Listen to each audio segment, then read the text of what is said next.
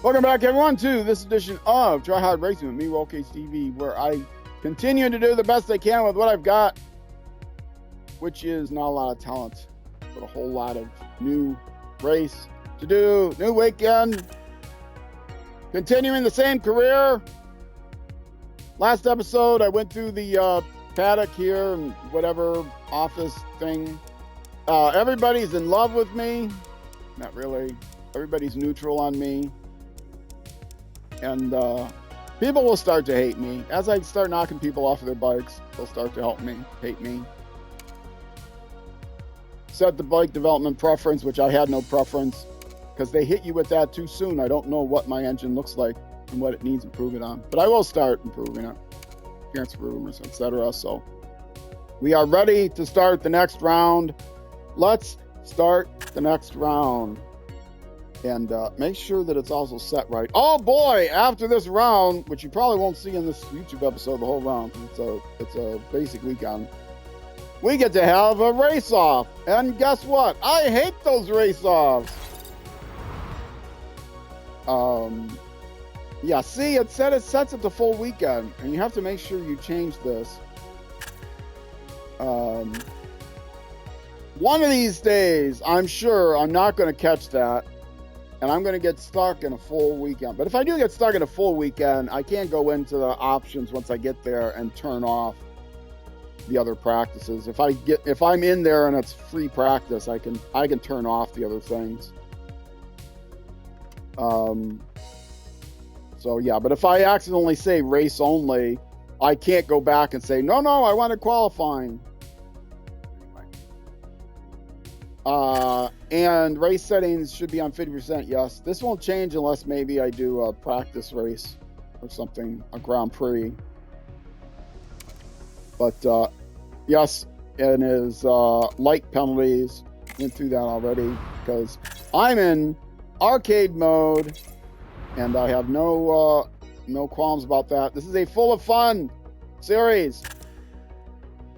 I started in MotoGP 3, working my way up through to MotoGP. Starting in Moto3, working my way up, Moto2, and then MotoGP. So this series will be going on for a while. This is just the third episode. If you don't know, and some people have been confused, my numbering system for episodes or seasons, as I put on the thumbnail and in the YouTube description, it's 1 dot something, season 1 dot whatever. The dot whatever means the episode within that season, and then when I get to a second season, it'll be season 2 dot whatever. So the digits to the left of the dot tell you what season it is, and the digits to the right of the dot tell you what episode it is. So I could put like S01, E02, or E03, but maybe I'll do that in the tags or something, but this is easier. Easier on me, especially because I'd have to put E001 for certain things. There might be 100 episodes of this, over 100 episodes of this, I don't know, for this season. We are continuing. It is practice. Last race, I finished first in free practice. Where did I finish in qualifying? I don't remember. Q2. And I got off to a big lead in the race, but I do have the adaptive AI on, and they caught me, and I think I finished in 6th or something in the last race. I don't know. I don't think I can find it now. Is this where I can get the... Yes, here, accessibility. If you suffer from color blindness, please let me know. I have a slight color blindness filter on, only 25%, that makes the reds a little oranger, so it's easier to tell from greens. But if you do suffer from color blindness, please let me know. You can leave a comment in YouTube, but also the best way to contact me is Twitch. I mean, if you're watching on YouTube, you can leave a comment. That's probably the best place. If you're watching on Twitch, whisper me on Twitch. if you whisper me on Twitch, I'll get it sooner, only because the YouTube videos are like a month in advance, a month delayed. So basically, if you suffer from color blindness, please let me know. Also, if you suffer at all from tinnitus, let me know. I try to pick a middle frequency by picking the most common frequencies that trigger tinnitus reduction. I've had a lot of people say the higher frequencies are more annoying, but none of those people suffer from tinnitus. So please let me know. And if you have I just use the default reduction of -12. So I have turned the bike sounds down as much as I can. Opponent's bikes down sound also, and then some other things. But the audio, you should be able to hear me over the motorcycles, but still hear the motorcycles, but not as loud as they could be. So any feedback on how the audio sounds would be greatly appreciated. Again, I might not be able to make those adjustments for a month after you leave the comment, but if you're watching this back on Twitch, please whisper me right away, and then I'll be able to make the change sooner. All right, yeah, this is Weekend Manager. I screwed it up. I could skip, but the management is good right now. So I'm going to go ahead and go to the track. I'm not going to do a full 35 minutes.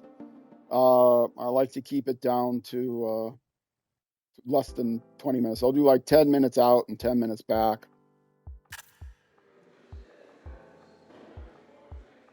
So when it gets below 25, I'll come back in. Maybe 20. I don't know. And then I'll come back and do the last 10 minutes, 10, 15 minutes, depending on what the clock is looking like. Oh, wait. Oh, the autopilot went off. I wasn't paying attention. Yeah, let's rewind that. I thought I had one more turn before the autopilot. Oh, no, really? That's all I can do? That's all the 5 that are going to let me rewind back? Okay. Well, I have another option. Oh, wait, I don't have to do that. No, I can restart the flying lap. Yeah. Well, there's 5 minutes of practice time lost. I don't know this track. Why was I assuming that I had one more turn on the autopilot? I don't know. I stink. This is why it's called Try Hard Racing. If you know a better name than Try Hard to mean someone that tries but is terrible, other than noob. Noobs means different things to different people. But being a tryhard is something that's a oldie term that was unconfusing to generations past. I know some current generations use the term tryhard to mean something different, like someone that actually has skill, that is trying really hard, even though they may not need to put in that much effort to what they're doing because they have skill. But in my generation, being a tryhard meant trying really hard, but, you know, brother, you just ain't got it. As my trademark phrase on my profiles say, both on Twitch and YouTube, he tries as hard as he can with what he's got. He does the best he can with what he's got. Oh, I gotta get it. It's a trademark phrase. I gotta get it right. He does the best he can with what he's got. That's me. I do the best I can with what I've got, which is not a lot of talent, but a whole lot of desire to play video games despite my limited skill. Okay, I think in free practice, or not free practice, official practice last time during the first race, the second race, I think I got the worst lap time, so I'm not expecting much.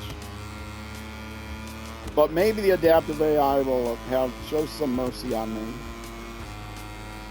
I'm in 20th now. See, the problem with the practice and the qualifying is their laps get better and better every time automatically. Which you would expect in real life, the track, you know, gets faster.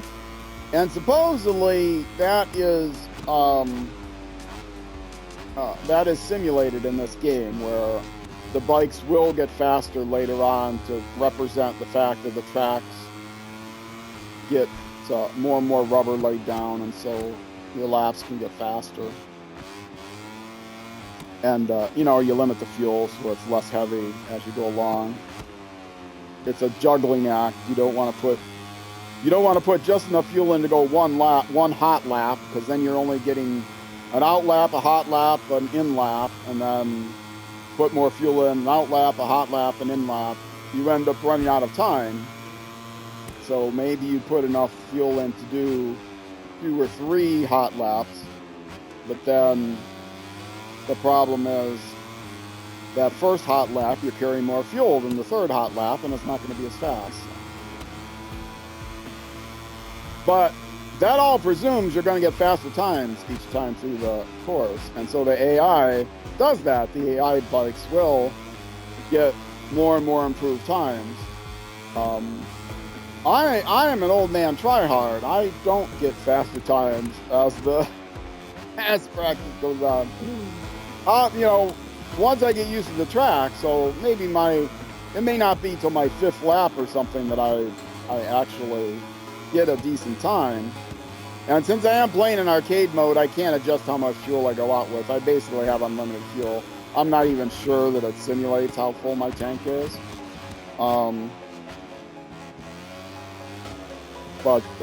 Yeah, it's you will notice there's no tire wear gauge or fuel gauge on screen. That's because I'm playing in arcade mode. In sim mode, you would see that. I tried sim mode. I can't do it. I played for a couple hours during my most recent 12-hour marathon stream, which is the first Saturday in the middle of every season, first Saturday of the months of August, November, February, and May. And see, when I'm trying to think of the months, I don't do well on the screen.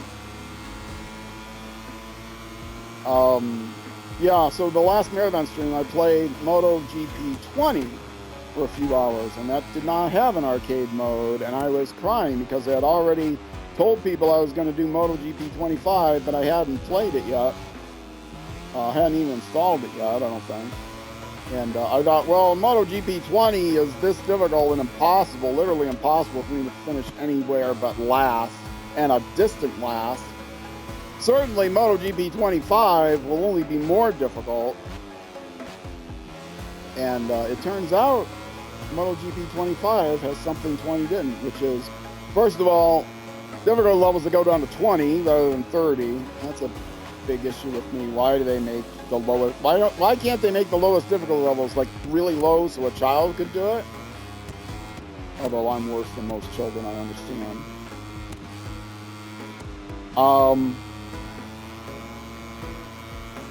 Yeah, why don't they make it so that people that were children in the 60s can do it? That's what I want to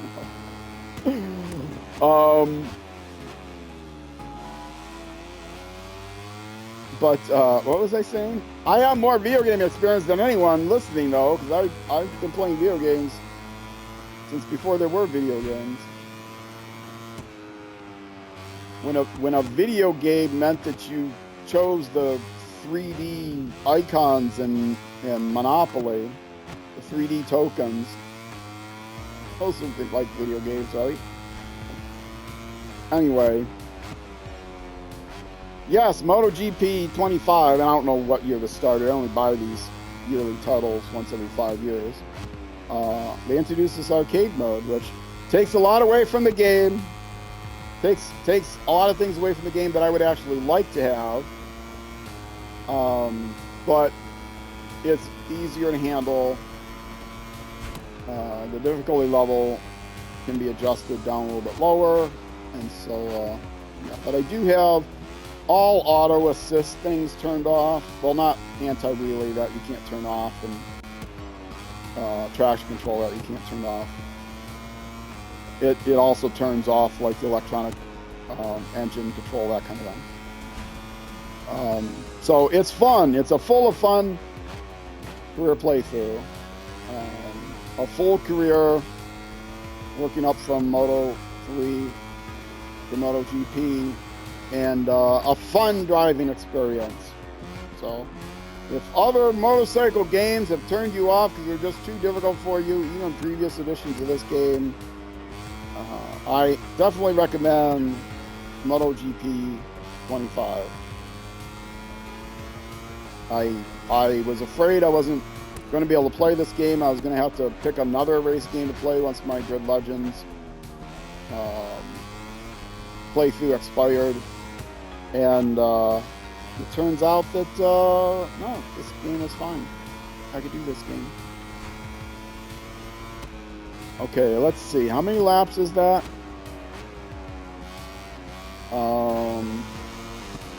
4 laps. I'll do one more lap, and then I'll go back to the paddock, whatever it is called, the pit area. I'll go back to the pit area and forward the time until there's another 10 minutes or so to go. Then I'll do a few more laps, because hopefully there'll be enough time then to also get in Q1. I'm sure I'm going to be in Q1 based on my time during this hour, during this YouTube episode. Also, if you're chatting, I'll try to mention all this stuff during some of the earlier episodes so people are aware. Maybe watch on Twitch, twitch.tv/RollCageRBarTV. Saturdays. This is streamed on Saturday afternoons, US Central Time. I cannot see my chat while I'm actually in the middle of racing. It is down at my side, and it's too disruptive to the flow to pause the stream to look and see if there's a chat. Pause the race, so the riding.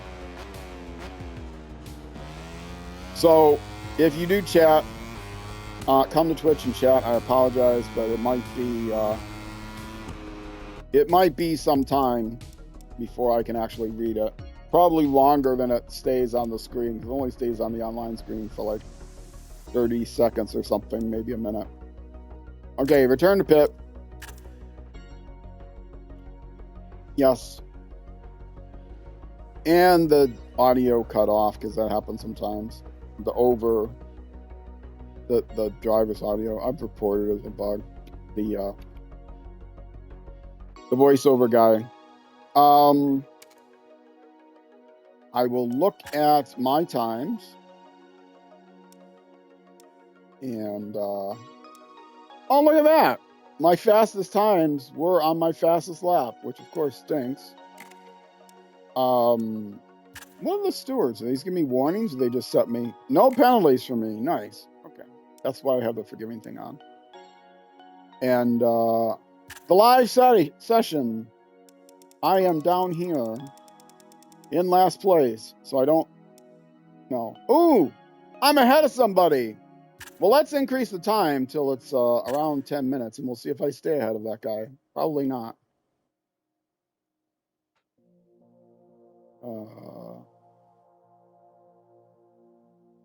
Did that guy retire? No, I'm in last place again. Okay, figured. Why didn't that guy red? To show he's in the pits? I don't know. I better watch this timer.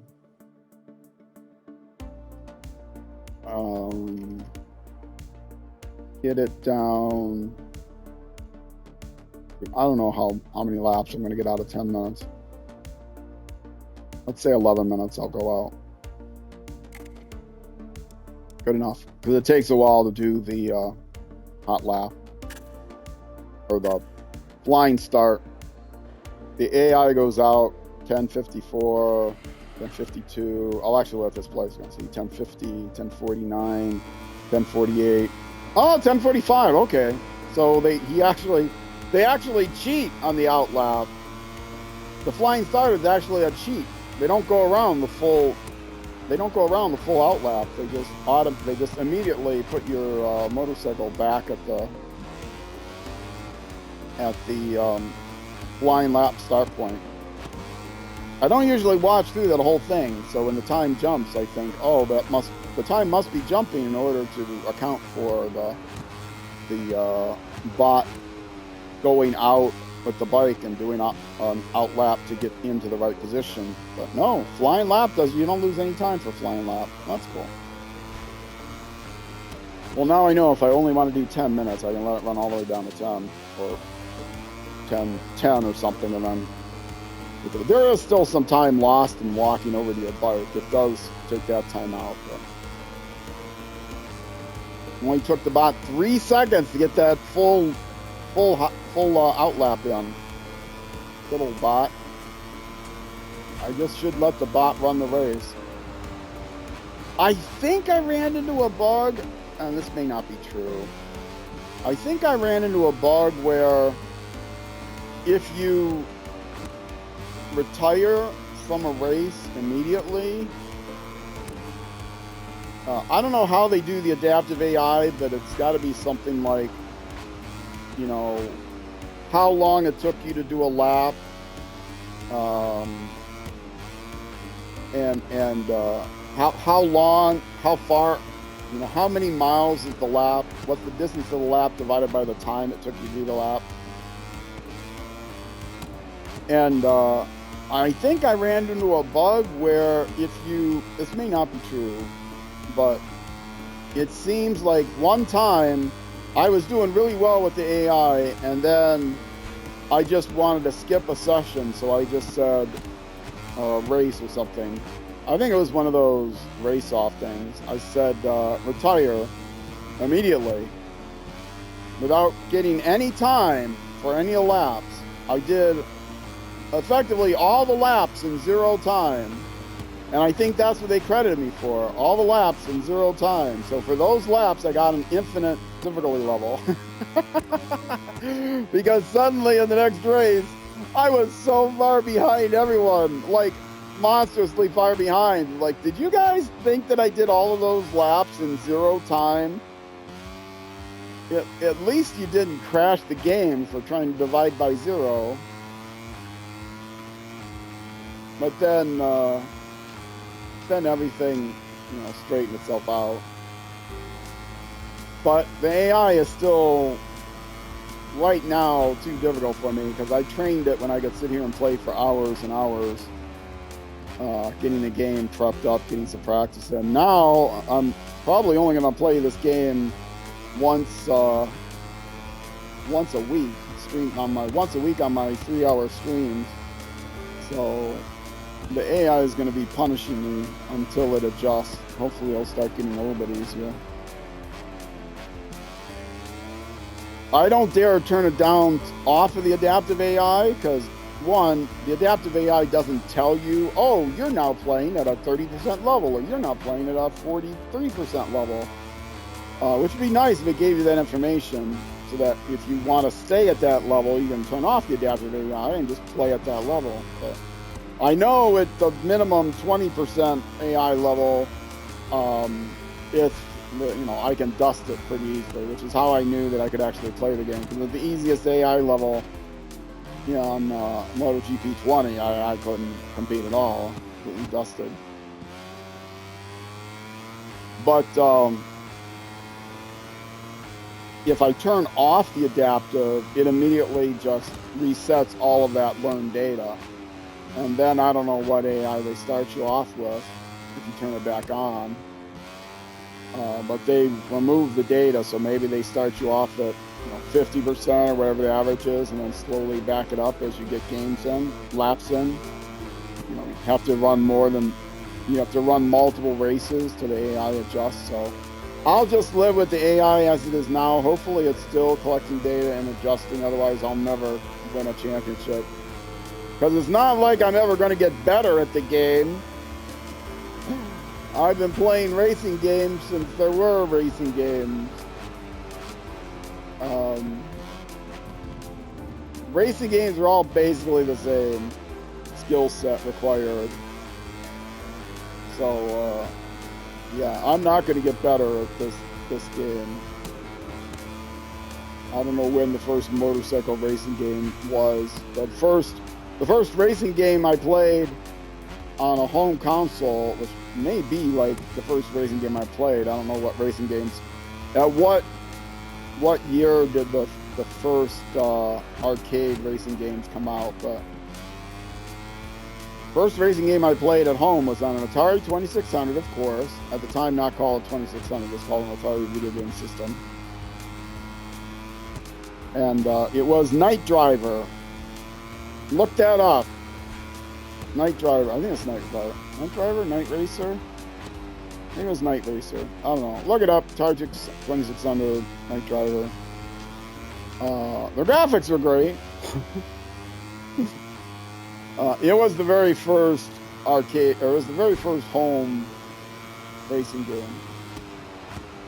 And you were, I don't think you were on a motorcycle, but who knows? You couldn't tell from the graphics. You couldn't tell from the graphics what view you were in. Maybe you were just looking at your hood, or maybe you were looking at the whole car from behind. You couldn't really tell. And it actually, you used the paddle controller. And you use the paddle controller to just move your car left, right, and then the single button to either give it gas or not give it gas. I guess not giving it gas was sort of a break. I don't know. Basically, you played the game by holding the button down and then dodging everything on the road with the controller, with the paddle controller. And because they couldn't actually do graphics very well, it wasn't going to be a daylight scene, of course, and then they'd have to draw grass or whatever. So what you got was reflectors. So it was like an orange, like 2-pixel line or something, an orange line with a little red pixel or a little white pixel on top of it, so it kind of looked like a reflector. And they would start off in the distance. They were literally 2 pixels by 1 pixel high, and then as it got closer, you know, they were then still in that 2-to-1 ratio that they would get, you know, the final white dot at the top maybe got to be 8 by 8 or something. And that was it. That was the side of the road, and you had to keep the vehicle on the road. And then occasionally you'd get oncoming traffic, which would be another vehicle that vaguely looked like a car. But that was more recognizable as a car because you were looking at the front of it. And yeah, it was a great game. I absolutely loved that game. I wish I could get, I've looked at like classic Atari game retro packs. I haven't found Night Driver in any of them yet.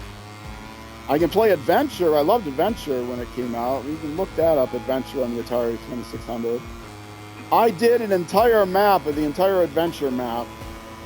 The idea was to get these keys from these dragons to unlock passages, which you could then use to get the final treasure or whatever it was. And the rooms were like non-Euclidean, so you had to map out what went to where. And I got a big scroll of grid paper taped together because it took multiple, you know, the map was wider than it was tall, and so a whole bunch of these rooms I had laid out on the graph paper, and several of these map taped together pieces of graph paper, and then I had it rolled up into like a toilet paper tube or something. That was my map. So I had a scroll that showed me the map of the entire domain, and I did it by hand. There was no wiki at the time. There was no internet at the time, so I just figured it all out by hand. What room went to what room, and it's not like there were room numbers, so I had to figure that all out. So I was quite proud of that map I made. Of course, it's long gone, but that would be a collector's item. I could go on eBay and sell that for a pretty penny, at least 38 cents or something. for an original handcrafted adventure Atari 2600 adventure game map. And boy, did that come in handy for replaying the game, because it was actually a pretty difficult game if you don't know where you were going. And no, the game didn't come with any maps or anything. It came with a cartridge. And I think the booklet that it came with, well, the booklet it came with may have showed icons of the different weapons or things you could hold or things you could find. But it was pretty sparse.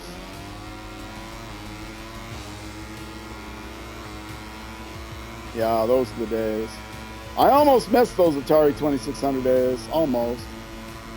Pitfall was great. At one point, I moved up to, I actually got a basic cartridge for the Atari 2600 and programmed. That's how I learned how to program as a youngster. I later went to school for it. Had a career in software development. And this was back in the day when you didn't learn programming in high school or now elementary school. This was, you had to be in college and a comp sci major to learn how to program. Be taught how to program. I mean, you would pick it up on your own, as I did. Then eventually I moved up to an Atari 400 computer, which I played the most on the Atari 400. And then I got an Atari 800 and a Commodore 64. Maybe I jumped right up to a Commodore 128 and an Atari 1200. And then I never got an Atari ST. I had switched over to Commodore, got a Commodore Amiga, and loved everything about the Commodore Amiga. Oh, where did I end up? Oh, let me guess. I ended up, where am I? I know I'm here somewhere. 26th place.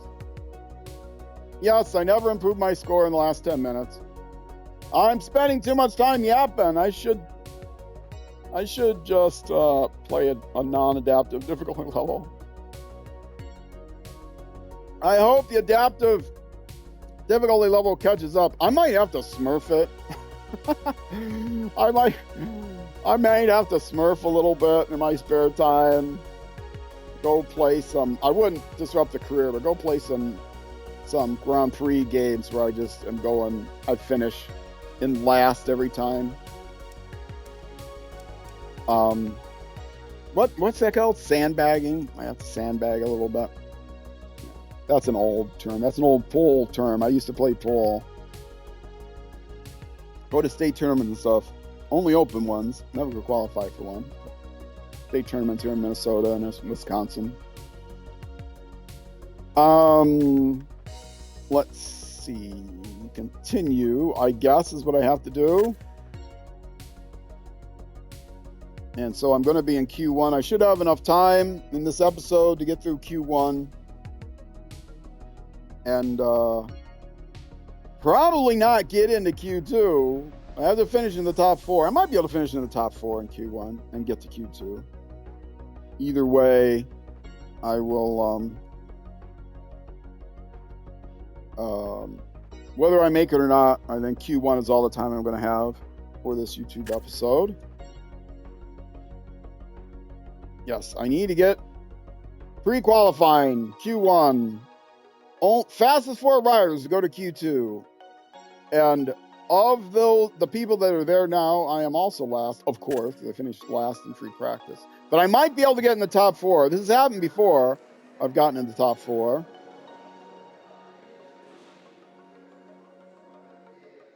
And I should have time to do this. I don't need to sit through all this a second time. Otherwise, I would exit the career mode, which I will do after Q1.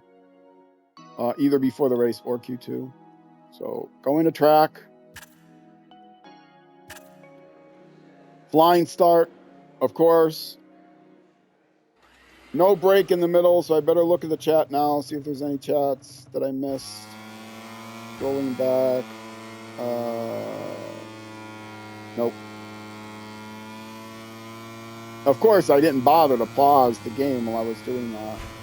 If I'd have saw one, I would have had enough foresight to pause, right? And not just drive off the road. You know, I learned nothing. I learned absolutely nothing about this course And I remember this course.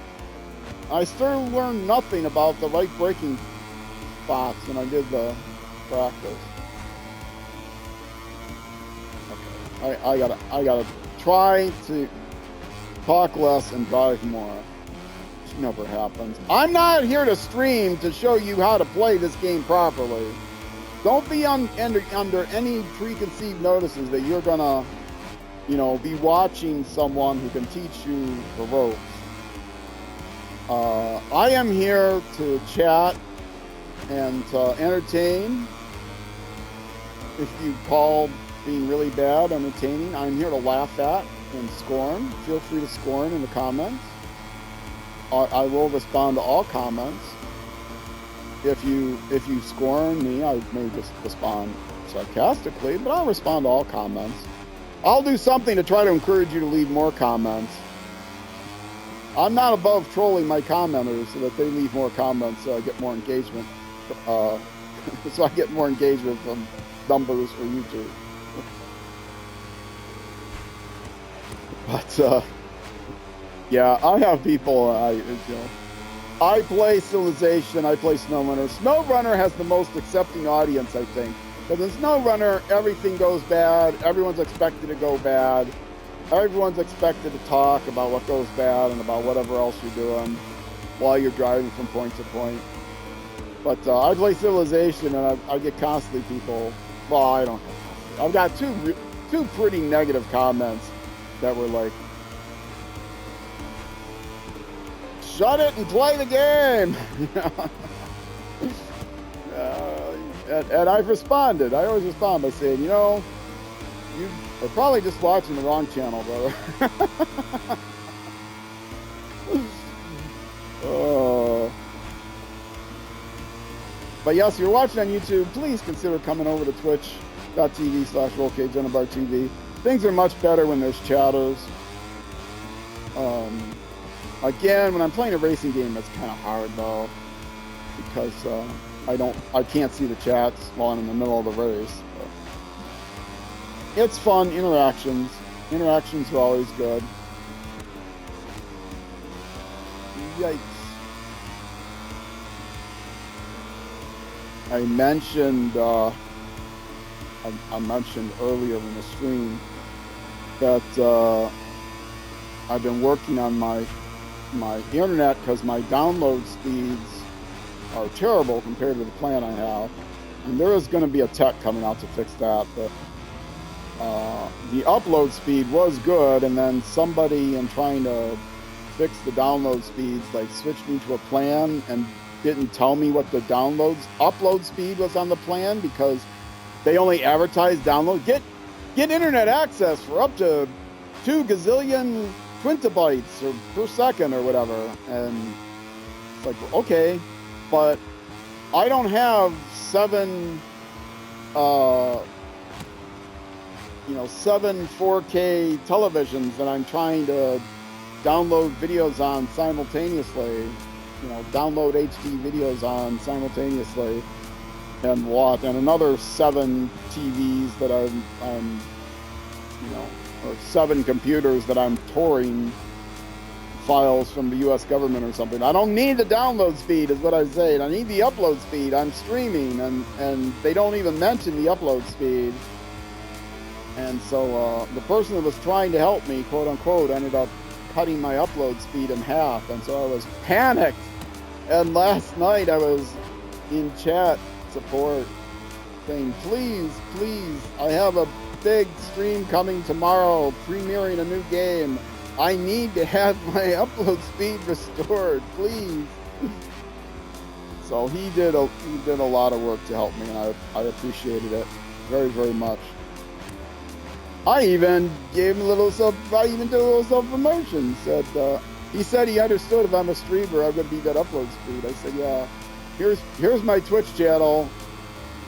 Come, no real names ever, but come join the Twitch channel, and if I can figure out who you are, I'll make you a VIP.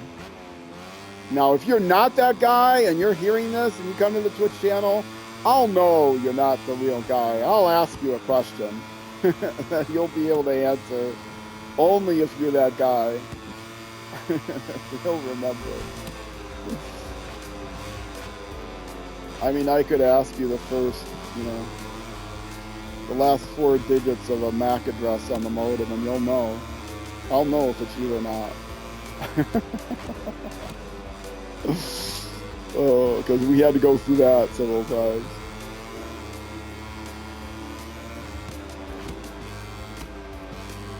Yeah, I'll have you list for me some piece of information that you wouldn't otherwise know. But yeah, you have to keep talking. He told me once, okay, I need to do some things here. Keep chatting so that the chat doesn't time out. Otherwise, you'll get if the chat times out, a new person will sign in. In order to keep the chat open, you need to keep talking. Now, he can keep talking. One person would just kept hitting period over and over again. But he was not going to be able to do that. So he said, well, keep chatting so that I know, so that the chat doesn't expire. And oh, believe me, was he asking the right person to keep talking? And you don't have to wind me up all the way like that, buddy.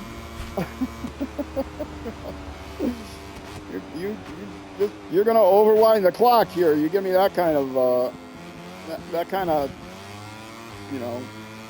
encouragement. Yeah, I was chatting about all kinds of things. I could have started an entire autobiographical. I practically wrote a short story while I was chatting. It would have been a terrible short story, I will admit. It would have made no sense in most places, but as a rough draft,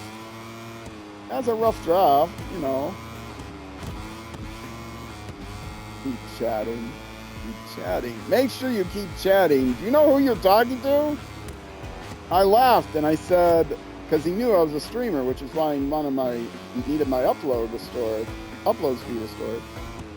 I said, you do know I'm a streamer, right?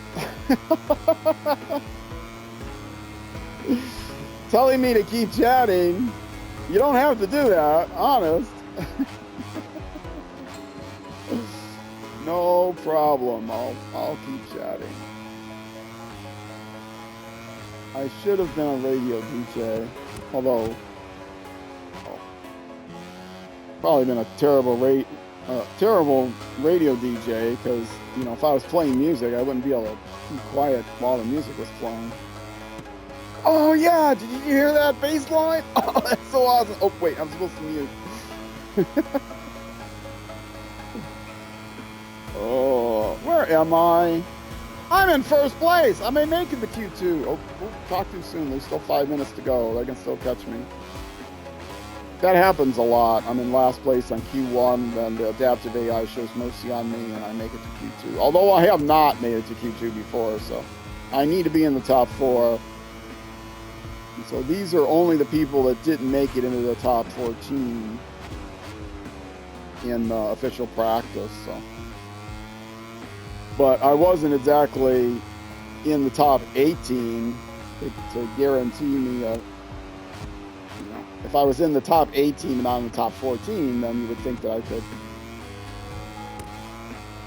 get through Q1 into Q2, but I was far from the top 18. So I expect they still got some more fuel in their tanks to cut me down. Yeah, I'm already now, I dropped a second. Am I going to be able to maintain the top 4? I mentioned this before. The problem is the AI gets a better time every lap. So the first few laps, I set the best time. I am not going to get a better time every lap.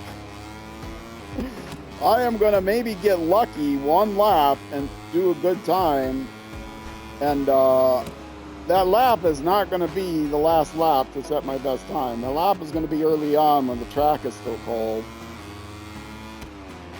So I need to get lucky in the last few laps. And it is getting lucky because it's not like my skills actually improve within the course of 10 laps.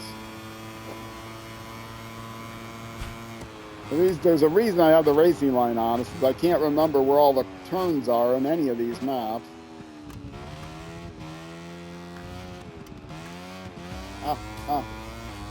And yeah, if you think about it, I've already got the racing line on. How could I get better at a lap? All I have to do is follow the racing line. It's simple, right? Except it's not simple. You still have to learn where the braking points are. You cannot trust the color of the line. I mean, you can't necessarily trust where the line is on the track, if that's actually the ideal line. Because a lot of times they show you the geometric shortest path, but that isn't necessarily the fastest path around. You know, maybe you want to brake, maybe you want to go out farther and brake and then cut in, or, you know. It takes you through the apex, but sometimes not necessarily running through the absolute apex is the best, and not the theoretical best geometric way. Maybe you want to hit the apex late or something for a faster lap. So, I'm down in third. Come on, AI. I've only got time for like 2 more laps. Okay, I should really try to concentrate here, get a good time. Otherwise, I will be starting the race in last place.